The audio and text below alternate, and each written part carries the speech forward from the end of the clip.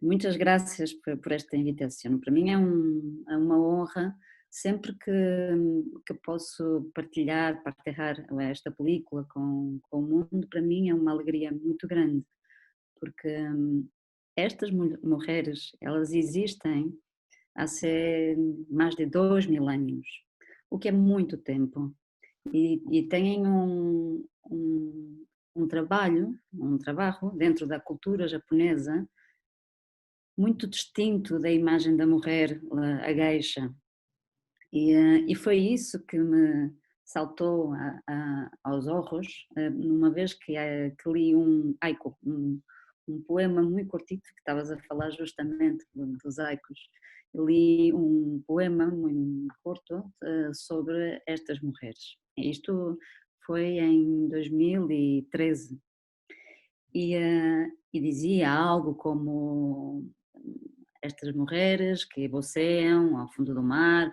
Bom, já não me acordo o que era, mas naquele momento eu empecei a buscar na internet, e quando vi as primeiras fotografias de um antropólogo italiano, que era o Fosco Maraini, que era um antropólogo que fez uns retratos das amas na década de 50, e que, se buscares no Google, podes encontrar.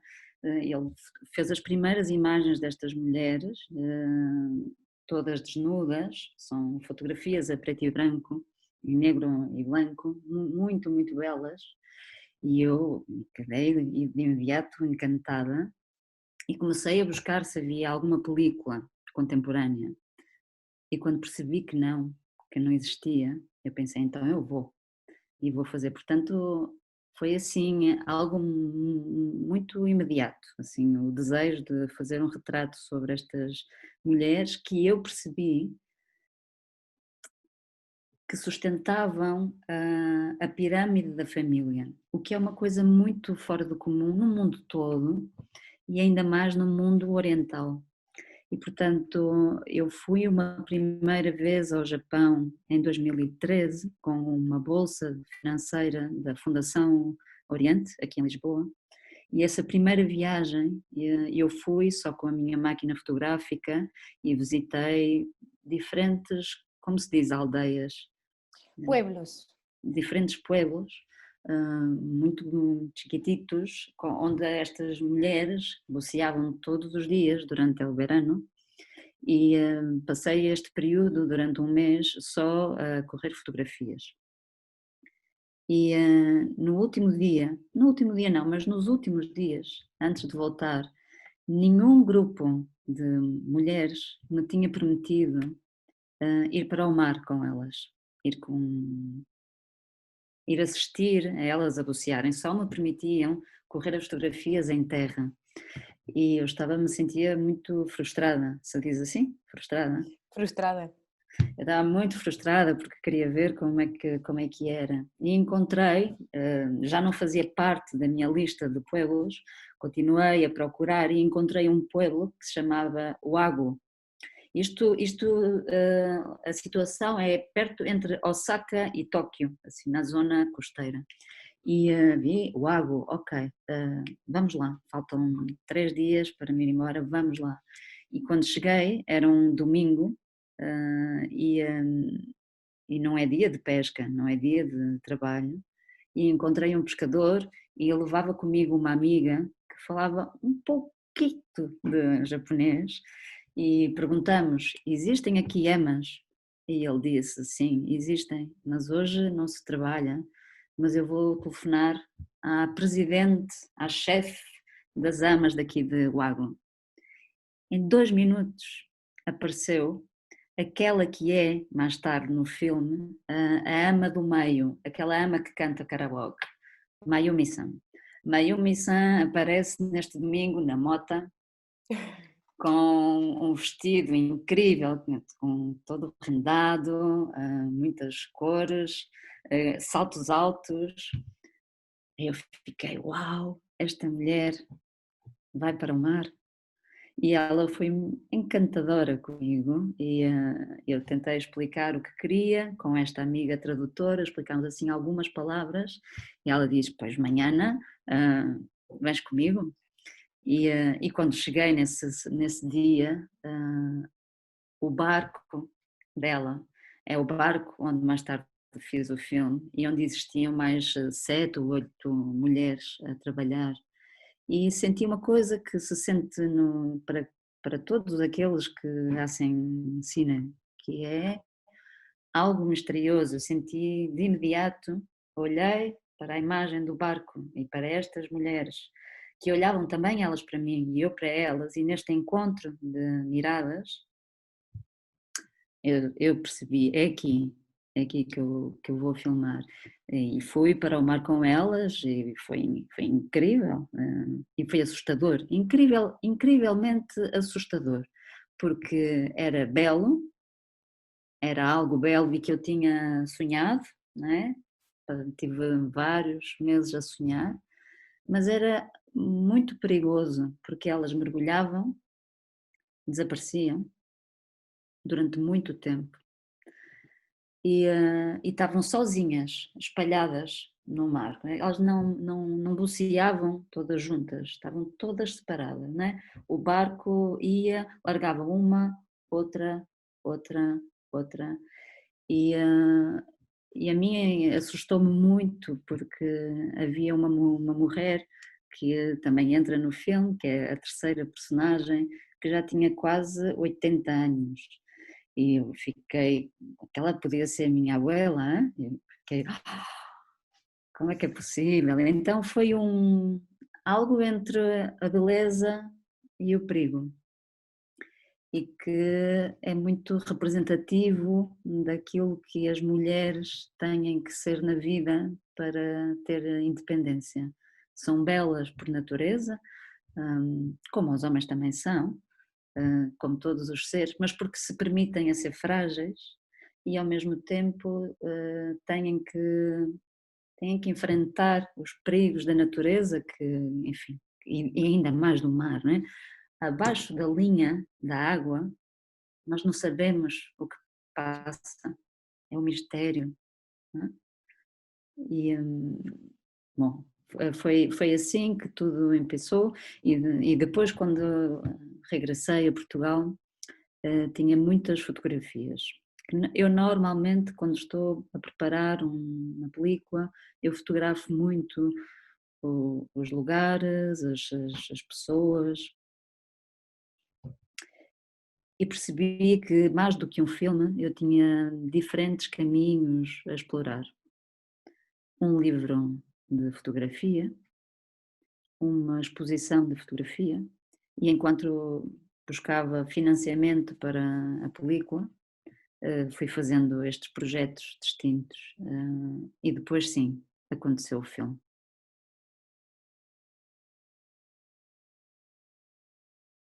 Sobre a posição da câmara, foi algo intuitivo, que eu não pensei muito, mas há alguns motivos para esta decisão.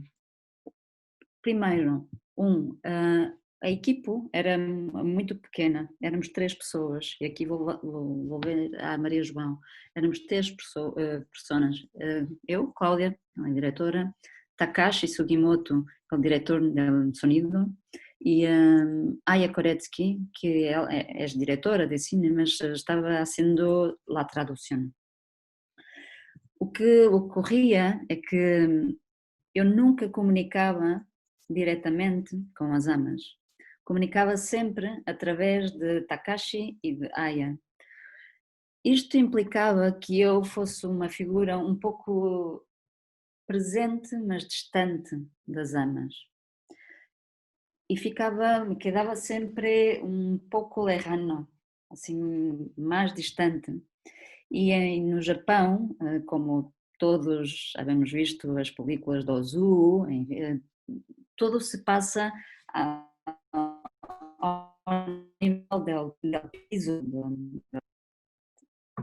Estão a escutar? Estão, sim. Sim, Ok, tudo se passa ao nível del tatami. Então, que para eu ser um pouco mais discreta e integrada na realidade, me quedava sempre muito baixita, perto do tatami, fixa, silenciosa, apenas mirando, observando.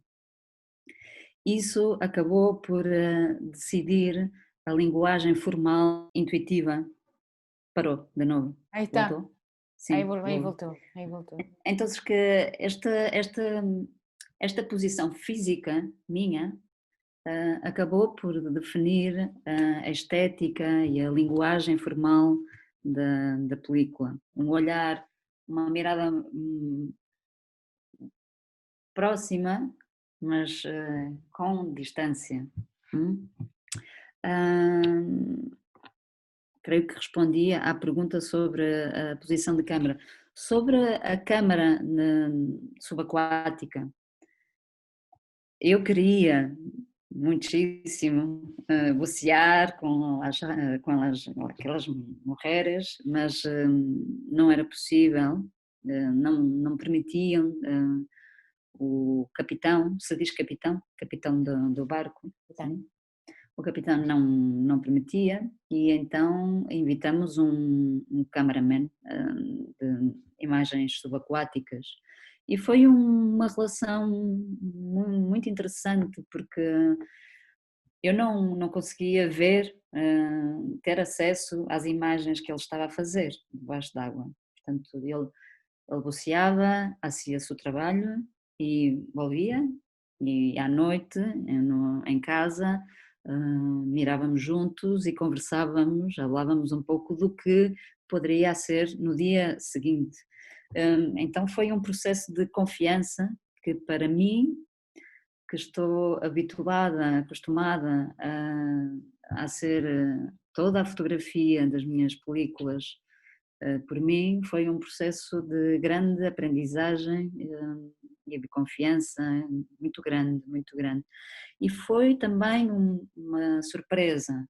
Todos os dias, quando volvíamos a casa e ele mostrava o que havia visto, uau, que incrível! Ainda é mais incrível do que havia imaginado. Então foi um processo de encantamento. Toda a película, e eu creio que é isso que acontece ao final, é uma película de encantamento, porque para mim foi um encantamento a Cela, eu sentia-me como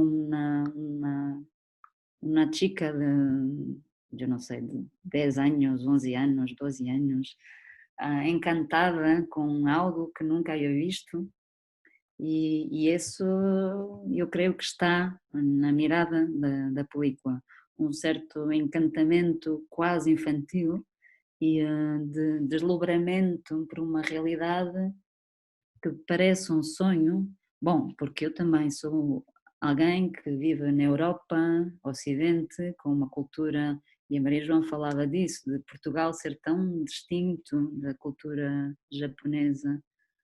É verdade, talvez seja verdade que seja distinto, mas eu encontrei no Japão um respeito por um tempo de viver, uma atenção à mirada do detalhe que, que eu creio que todos temos, algures na nossa vida, sobretudo quando somos crianças, quando somos chiquititos, né?